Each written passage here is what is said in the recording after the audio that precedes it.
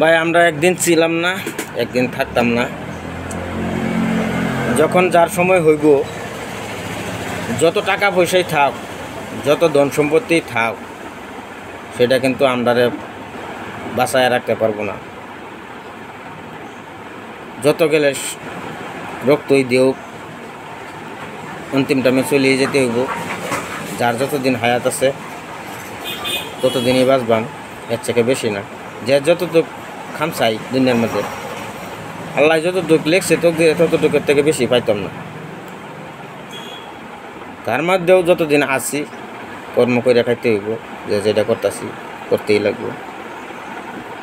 ভাইসা থাকতে ভাই কেউই কাউরে কষ্ট দিবেন না,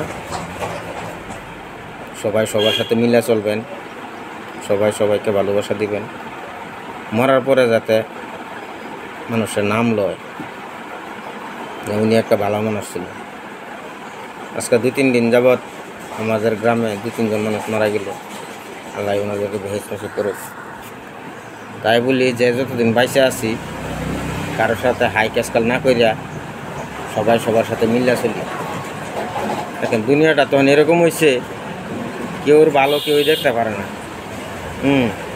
কার ফুটকিট কেটা আঙুল দিব, দুনিয়াটা হয়ে গেছে এরকম।